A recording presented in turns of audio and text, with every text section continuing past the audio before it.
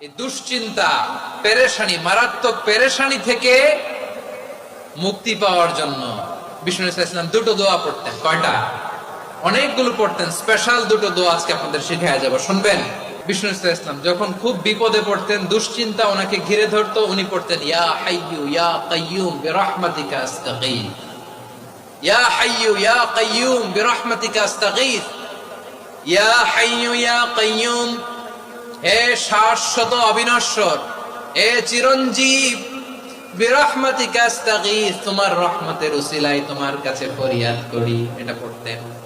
আবার আরেক বর্ণনায় এসেছে ইয়া হাইয়ু ইয়া কাইয়ুম বিরহমাতিকা আস্তাগীথ আসলিহ লি শা'নি কুল্লাহু ওয়ালা তাকিলনি ইলা নাফসি তারফাতা আইন। আসলিহ লি শা'নি কুল্লাহ, আল্লাহ আমার সবকিছু আপনি সেটেল করে দেন।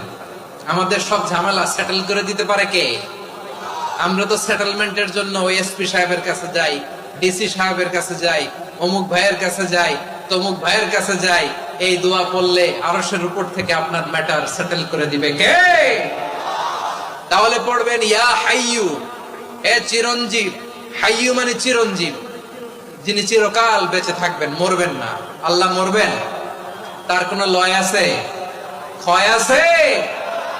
সূরা রহমানে আল্লাহ বললেন কুল্লু মান আলাইহা ফানি ওয়া ইয়াবকা ওয়াজহু রাব্বিকা যুল জালালি ওয়াল ইকরাম ফাবিআইয়ি আলাই রাব্বিকুমা তুকাযিবান। জমিনে যা আছে সব ফান, ভ্যানিশ হয়ে যাবে, নিশ্চিহ্ন হয়ে যাবে, শেষ হয়ে যাবে, সব বিলুপ্ত হয়ে যাবে, একজন ছাড়া। জোরে বলেন তিনি কে? ইয়া হাইয়ু। আমার সাথে আওয়াজ করে পড়েন ইয়া হাইয়ু ইয়া কাইয়ুম ইয়া হাইয়ু ইয়া কাইয়ুম বিরহমাতিকা আস্তাগীথ আসলিহ লি শা'নি কুল্লাহ ওয়ালা তাকিলনি ইলা নাফসি তারফাতা আইন। এভাবে দোয়া করলে আপনাকে বিপদ মুক্ত করবে কে? এই দোয়াটা কেন পছন্দ আল্লাহর কাছে?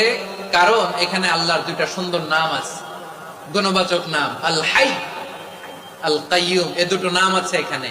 আবার এই দুইটা আয়াতুল কুরসির অংশ। আয়াতুল কুরসির শুরুতে এটা আছে না নাই? হ্যাঁ, আছে না নাই? 3 নাম্বার কারণ, এটা ইসমে আজম। কোন দোয়াটা ইসমে আজম? যে দোয়া ওসিলায় দোয়া করলে আল্লাহ দোয়া ফেরায় না। অনেকগুলো মত আছে, সবচেয়ে ভ্যালিড মত হচ্ছে এটা, ইয়া হাইয়ু ইয়া কাইয়ুম। এর ওসিলা দিয়ে দোয়া করলে দোয়া কবুল করে কে?